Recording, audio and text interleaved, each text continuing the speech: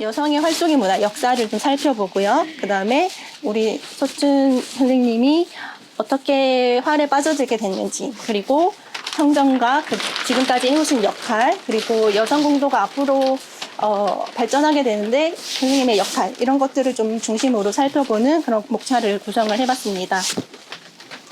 자료를 찾다 보니까 생각보다 여성의 활동의 문화의 역사가 깊었어요. 그런데 반해서 어떤 기록물이라든지 뭐 논문이라든지 이런 것들은 좀 없다고 생각이 됐습니다. 그래서 좀 준비하는데 어려움이 있긴 했는데요. 지금 국궁신문에서 이런 역사적인 자료들을 정리하고 이런 부분들이 많이 있어서 제가 많이 참고를 했습니다. 먼저 여성의 활동의 문화를 살펴보기에 앞서서 전반적인 역사를 한번 제가 훑어봤습니다. 다들 아시겠지만 우리나라 활쏘기는 이제 선사시대부터 시작됐다고 다들 얘기를 합니다. 우리나라 활쏘기 문화가 얼마나 융성했었는지는 뭐 우리 입으로 얘기할 수도 있지만 사실 다른 나라의 역사서에서도 그런 융성한 문화들이 많이 나타나고 있는데요. 신당서, 그러니까 당나라의 정사에는 고구려 사람들은 어려서부터 글 읽기와 활쏘기를 병행시켜 국민 전체에 사풍이 보급되어 있다, 이렇게 기록이 돼 있고요. 그다음에 삼국사기에도 명궁이던 고이왕이 하루 40마리 사슴과 화살 하나로 2마리의 기력을 마치는 솜씨를 지니고 있다. 네. 고려시대에 가면은 더욱더 무예를 숭상을 하게 되면서 문관들에게도 공무가 없는 날은 활을 쏘게 하고, 또 군대는 물론 활을 배우고자 하는 일반인들에게도 궁수를 익히는 활터를 만들어서 관역을 마치면 상을 베푸는 그런 활동들이 많이 있었다고 합니다. 조선시대에 가면 활쏘기가 더욱더 장려되기 시작하는데요. 활은 다들 아시다시피 이 시기에 전쟁 무기로서 아주 중요했습니다. 그렇기 때문에 호국 강병을 양성하기 위한 목적에서 활쏘기를 권장을 하게 되는데요. 그렇지만 이제 신무기의 발달과 함께 활쏘기는 점차 군사적 목적보다는 유교적 덕목의 하나로 변화가 되면서 선비들의 심신단련과 인격 도야 방편으로 애용이 됐습니다. 임진왜란 때는 또 서양의 조총으로 공격해온 일본군 때문에 고전을 했음에도 불구하고 전쟁이 끝나자 국민들에게 활쏘기를 또 권장을 합니다. 경복궁 안에 오은정이라는 사정을 만들어서 민간인들에게도 개방을 하기도 하는데요. 이런 것들이 효시가 되어서 서울은 물론 지방 농촌마을까지도 활쏘기 문화가 확산이 되었습니다. 이렇게 조선시대 민간 사정을 중심으로 한 활쏘기 문화는 17세기에서 18세기에 아주 전성기를 이루게 됩니다. 그렇지만 이제 갑오개혁을 기점으로 해서 군대의 정식 무기에서 빠지게 되고요. 점점 쇠퇴의 길을 걷게 됩니다. 그런데 이때 고종 황제가 이 활쏘기 문화가 쇠퇴되고 있음에 안타까움을 느끼고, 활이 비록 군대의 무기에서는 제외되었다 해도 국민의 호국 전신 함량과 체력 증진을 위한 활쏘기는 권장해야 한다라는 지시를 내립니다. 그래서 홍학정도 건립하게 되고요. 다시 이렇게 권장이 되자 각 지역에서 폐쇄됐던 민간 사정이 다시 활성화되기도 했습니다. 다음에 일제강점기에 들면 또 그 일제가 소위 문화정치를 표방을 하면서 조선의 궁수를 식민통치를 위한 교묘한 정치수단으로 또 활용을 하기 시작합니다. 이에 따라서 이제 궁술대회가 전국적으로 성행을 하게 되는데요. 활쏘기 대회는 대부분 단오가 있는 4월에서 11월 사이에 개최가 되고요. 전국의 활터의 수가 거의 200개 정도 됐다고 합니다. 그리고 이때 사원들은 대략 10,000여 명이라고 추정이 되는데요. 이 궁술대회가 개최되는 장소는 활터에 국한되지 않고 장터라든지 넓은 공터가 있으면 어디서든지 이루어졌다고 합니다. 마찬가지로 대회를 주최하는 단체도 반드시 궁술단체는 아니었고요. 총독부의 지원을 받는 사회단체라든지 상인연합회, 이런 다양한 단체들이 궁술대회를 주최하기도 했습니다. 이런 주최 측 입장에서는 이 궁술대회를 열면서 수시타산을 맞추기 위해서 더 많은 선수와 관중을 끌어모으는데 열중할 수밖에 없었는데, 시간이 간과하면서 활쏘기는 무관한 가무나 또는 줄타기 같은 볼거리가 등장을 하기 시작합니다. 이렇게 되면서 오락성과 흥행성에 치중한 대회들이 만연하게 되는데요. 특히 이제 23년 10월 달에 열린 부인 공진회 행사에 맞추어서 매일 신보가 후원하는 전 조선 궁술대회가 열립니다. 이때 처음으로 기생 궁술대회가 등장을 하는데요. 이때 매일신보는 대회 일주일 전부터 대회에 참가하는 건번의 기생들이 활쏘기 연습을 하는 사진과 기사를 선정적인 제목과 함께 거의 매일 보도했다고 합니다. 궁술대회에는 많은 구경꾼들이 모이고 또 봉사들이 번갈아서 활을 쏘면 이제 기생들이 옆에서 화려한 옷을 입고 활 쏘는 활량들 뒤에서 노래를 부른다던가 해서 흥을 돋우는 그런 오락성과 흥행성이 좀 치중되는 그런 모습을 보이게 되는데요. 이후에 다시 또 이 활쏘기를 활성화하기 위한 그런 여러 가지 내용들이 나오는데 오늘의 발표 주제에서 좀 벗어나기 때문에 간략하게 넘어가도록 하겠습니다. 바로 이제 여성의 활쏘기 문화가 다뤄지는데요. 조선시대의 유교관으로 인해서 여성들에게 사회적 기회가 적었던 것은 사실이지만 여성 봉사에 대한 역사는 또 뿌리가 깊습니다. 의주나 부천 같은 북쪽 지역에서는 여인들이 말을 달리면서 활을 쏘는 치마사에 강했다고 전해지는데요. 아마 이제 북방의 변경 지역을 지키는데 이런 남녀 구분이 없이 이런 활동을 하지 않았을까라고 짐작이 됩니다. 자산 안학의 조선무사 영웅전에는 또 이런 여궁에 대한 기록을 찾아볼 수 있습니다. 내용을 잠시 읽어보면요. 분왕은 평안도 자성의 여자이다. 가세가 목축 수렵으로 업을 삼으니 이로 인한 분왕 또한 기사에 능했습니다. 낭이 부사를 즐겨하여 매양 목장에서 아이들과 대오를 지어 군산놀이를 하되 스스로 말을 타고 대장이 된 후 나뭇가지로 궁시와 창칼, 또 기계 등을 만들어 여러 아이에게 나누어주고 호령과 규율을 정돈하는 놀이를 했습니다. 그 아버지가 질책하여 가로되 이런 전쟁 같은 일은 남자의 일이다. 왜 본분을 돌보지 않고 배워서 무슨 소용이 있느냐 하니 이 분왕이 훗날의 나라에 원수가 생기면 마땅히 부친을 대신하여 정곤하리다 하는 이런 기록이 있습니다. 분명히 활쏘기는 사냥 그리고 전투의 무기이기 때문에 남성 위주로 발전되었던 것은 사실이나 여성의 활쏘기 문화가 없지 않았다는 것을 우리가 이런 기록을 통해서 찾아볼 수 있습니다. 그러다가 여성의 활쏘기가 다시 활발해진 것은 조선 말기 그리고 이제 일제 강점기로 짐작이 됩니다. 아까 말씀드렸던 궁술대회 같은 데서 한량들 어깨 너머로 활쏘기를 배운 기생들이 직접 활쏘기를 하기 시작하는데요. 당시의 기생들은 약간 유행을 선도하는 그런 연예인 같은 존재라고 볼 수 있습니다. 이런 기생들이 활쏘기를 시작하자 세간의 주목을 받게 되어서 부유층 여성이나 또는 신여성을 중심으로 활쏘기가 다시 유행을 하기 시작해서 여성 봉사들이 늘어났다고 보고 있습니다.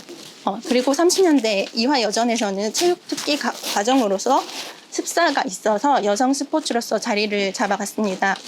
한양대 동아시아 문화연구소 교수인 전우용 선생님의 약간 인터뷰 같은 걸 제가 찾았는데요. 활쏘기는 당연히 양반들도 했고 여성들도 했던 것으로 보입니다.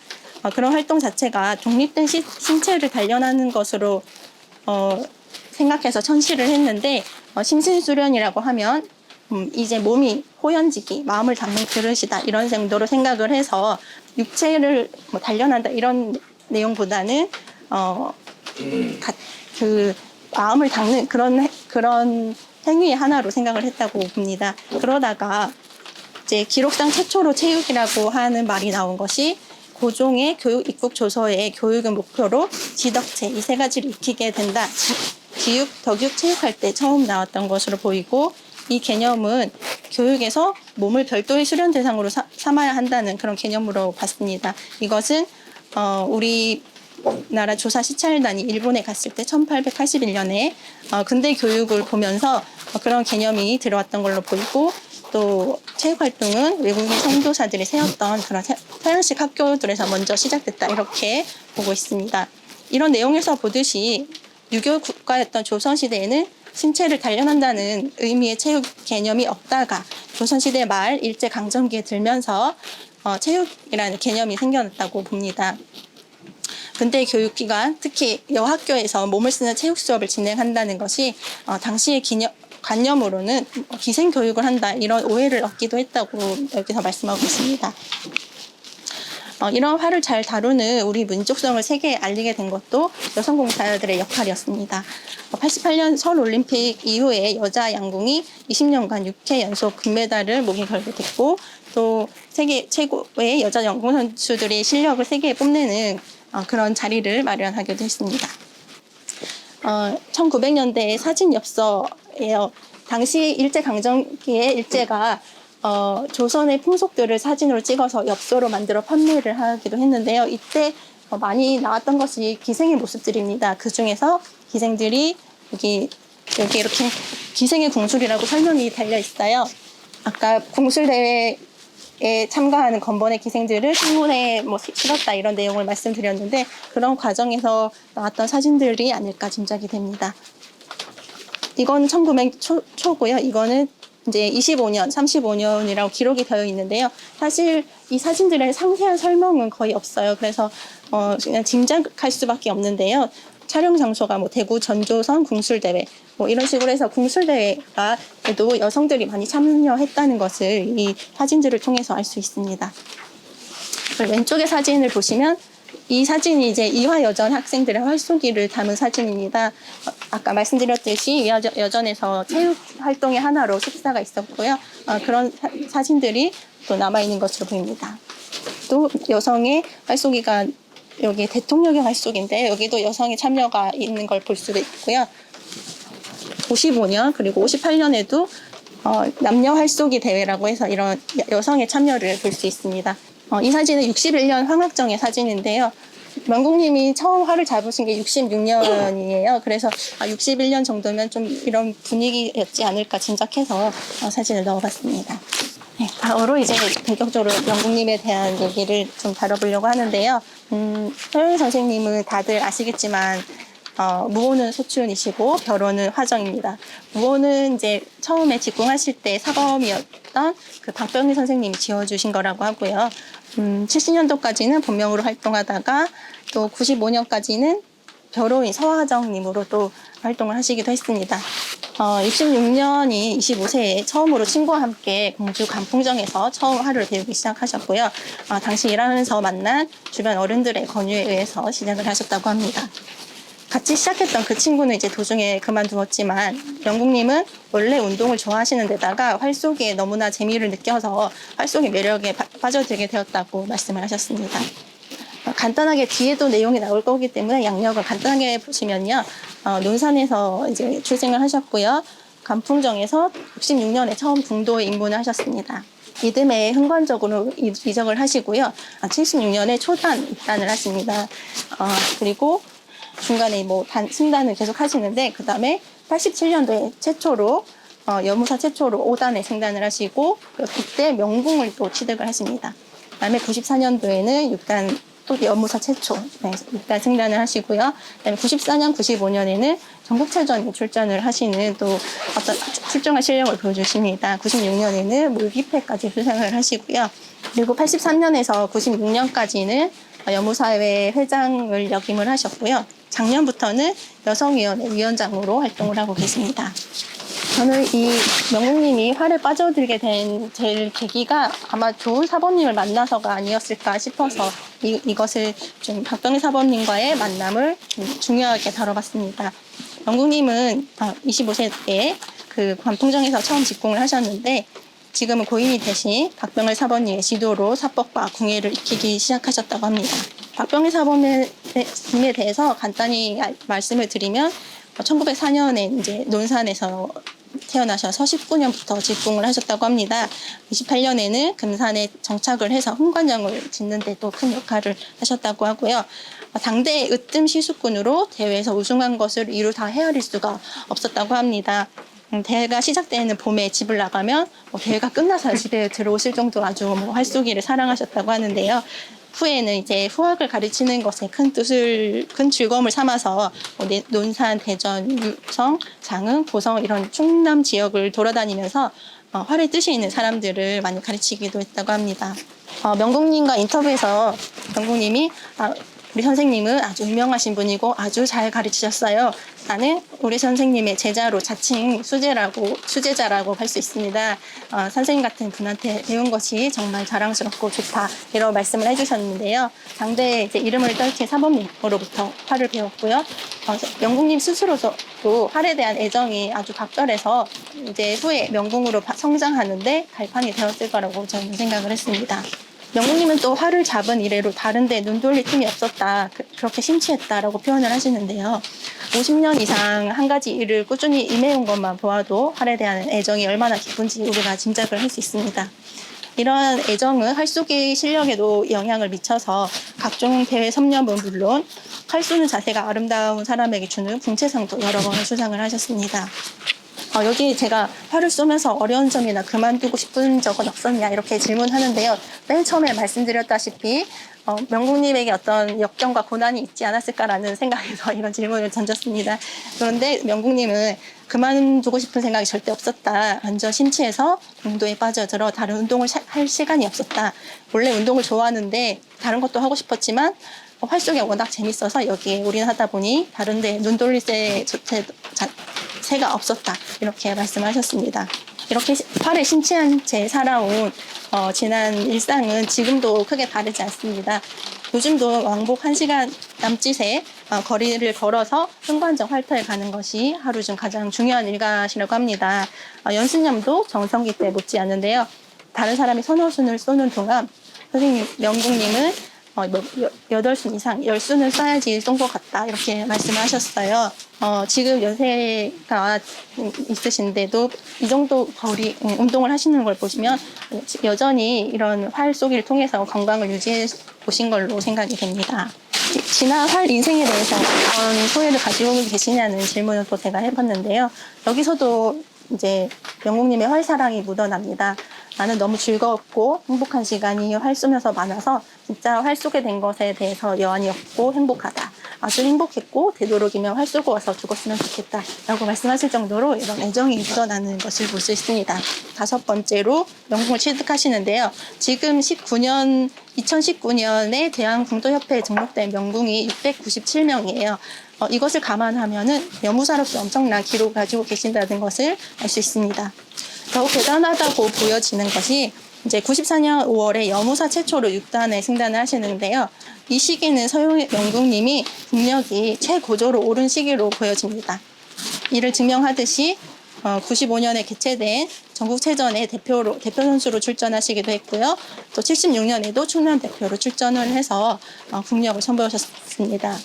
명궁님은 이제 여무사로서 남달리 뛰어난 기량을 선보이면서 전국 사계에서 주목받는 인물로 화제에 오르곤 했는데 독주하다시피 각종 대회를 섭렵했기 때문입니다.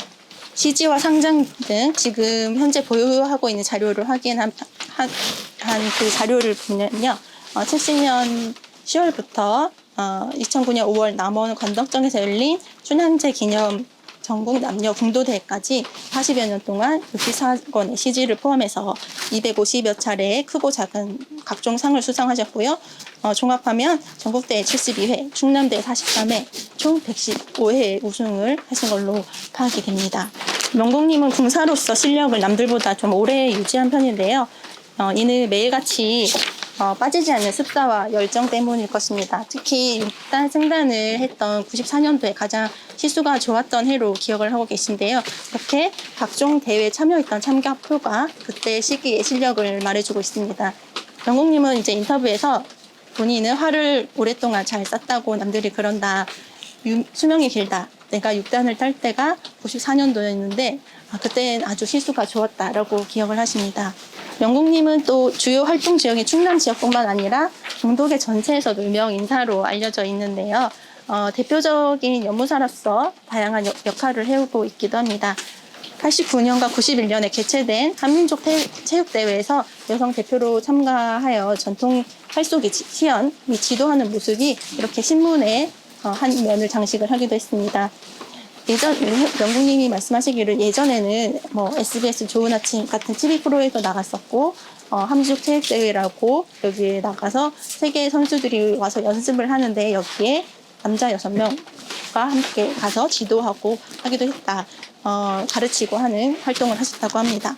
이렇게 스크랩하신 기사들이 있는데요. 여기에도 제목이 뭐 여자라고 지를 포기한 적 없다. 홍일점 서효영 씨, 전국 유일 체전 여공수 이런 기사 제목을 보면은 이때 여무사로서 얼마나 활약하셨는지 보실 수 있습니다. 다음으로 이제 여무사님이 원로 여무사로서 앞으로 어떤 역할을 하실지 이런 것들을 좀 살펴봤습니다. 오랜 기간 동안에 이제 공덕에서 활약하신 만큼 자연스럽게 여무사를 아우르는 자리로도 따라오게 되었는데요. 여성 친목단체인 그 여무사에서도 13년간 회장을 역임을 하셨고요. 그 회장직을 내놓은 후에도 고문단으로 꾸준한 활동을 이어오셨습니다. 그리고 각종 행사에서 원로 여공사로서 여성 공동인들이 활용할 수 있는 그런 장을 펼칠 수 있도록 하는 역할을 맡고 계십니다. 이때 이제 작년에는 그 여성위원회가 발족을 하기도 했는데요. 여성 공동인들의 창구를 마련하기 위해서 이제 원로 여공사분들을 초청하였습니다라고 하시면서 이제 초청 원로 여공사의 가장 앞에 이제 서효행 여공사회 고문 이렇게 써 있습니다. 보시면 이 명국님의 역할이 지금 어떤 역할을 해오셨는지 짐작이 가능하실 텐데요. 2000년대 초반부터는 이제 각급 전국 대회 및 도단위 대회에 출전하는 여성 선수들이 숫자가 굉장히 눈에 띄게 증가됩니다. 당시 도민체전과 전국체전에도 여성부 경기를 신설해야 하는 것이 아니냐는 여성 공도 확대에 대한 필요성이 제기될 정도였습니다. 여성 국공인구가 늘어나는 현상은 물론 우리 사회 전반에 걸쳐서 여성이 진출하는 흐름과 맥락을 같이 하긴 하지만요. 당시에 국공신문이라던가 이런 데 신문기사에 여성 사도의 탄생을 알리는 그런 기사가 자주 실리는 것을 볼 수 있습니다. 2000년 초반에 여기 보시면 활터에도 여성 파워, 여성 사도 선출 이런 식의 제목을 가진 기사들이 많이 나타나는 것을 볼 수 있습니다. 이제 작년에 대한공도협회 여성위원회가 발족을 했는데요. 사실 여성 공도 국공 인구가 늘어왔음을 감안하면 좀 늦은 감이 있다는 생각이 듭니다. 기존의 그 여무사회가 친목단체였음을 생각할 때 여성위원회 발족에 따른 앞으로 여성 공도 발전에 기대를 걸어볼 수 있는데요. 이러한 여성위원회 초대위원장으로 서영 영국님께서 자리하게 된 것이 이분이 가지신 공덕에 대해 위상과 또 여무사로서 맡게 될 역할이 무엇인지 보여주고 있다고 생각이 듭니다. 이 여성위원회 내부 규정을 보시면 여성 공동인에 처한 소관 업무를 연구하고 발전시키며 또 이 사회 자문에 응하기 위함을 목적으로 하고 있습니다. 이 여성의 발족이 불과 1년에 불과하고요. 이전에 활동하던 여무사회가 공식적인 단체가 아니었기 때문에 어떤 미흡함이 있었을 것이라고 생각이 됩니다. 앞으로 이제 여성위원회 초대위원장을 맡으신 서효행 명국님의 앞으로 활약이 기대되는 부분이라고 할 수 있습니다. 마지막으로 명국님은 이제 지난 세월 동안 각종 대회에서 수상한 시지 64권을 비롯해서 상장 205점, 대회 안내책자 같은 것들을 국공 발전과 후학들의 활 공부를 위해 써달라고 기증을 하셨던 것을 다들 알고 계실 겁니다. 40여 년에 걸쳐 작성된 시지는 현대 국공사에 있어서 시지의 변천, 또 여무사회 활동 인구 변화 같은 것에 아주 중요한 연구 자료인데 특히 근래 대회 우승자에게는 수여하는 시지를 만들지 않는 곳이 많다고 합니다. 그래서 활쏘기 전통인 시지의 가치를 재조명하는 기회이기도 했는데요. 제가 이 발표지를 만들어서 제출을 했더니 이제 국동신문의 이건호 발행인께서 서효행 명국님의 앞서 이렇게 한 시대를 풍부했던 김형촌 연무사에 대한 자료를 주셨어요. 여러 자료를 찾아봤지만 공도 역사의 한 획을 그었다 할 수 있는 이러한 여무사에 대한 기록이나 연구가 거의 없었는데요. 이번 서효행 명국님의 시지 기증을 계기로 여성 공도 연구에 또 박차가 기울지기를 바라봅니다. 제가 이제 좀 거칠게 살펴보았지만 서효행 명국님의 여무사로서의 일생은 여성 공도는 물론 공도계 전체 발전에도 기여한 바가 크다고 생각이 됩니다. 마지막으로 명국님이 쓰신 그 활쏘기 40년에서 한 구절을 제가 읽으면서 마치겠습니다. 활은 내 생활의 전부이다. 전국의 좋은 지기들과 인연을 맺고 대회 때마다 만나면 반갑고 좋아 정담이 즐거워 하루해가 너무 짧아 아쉬움을 간직한 채 다음 배를 기약하는 혈육 이상의 끈끈한 정을 나눌 수 있는 남녀 부모들이 많아 보람과 즐거움이 충만한 삶이 아닐 수 없다. 사정에서는 정숙하며 사대에서는 침묵으로 쓰러짐 없이 오로지 관용만으로 주시하며 정신정기 조용하고 침착하게 마음을 비우고 배운 그대로 일시여금이라 화살 하나하나를 소중히 생각하면서 시위를 당기며 최선을 다하여 습사에 임해야 한다. 이런 말씀을 남겨주셨습니다. 네, 제가 여기까지 발표하겠습니다. 감사합니다.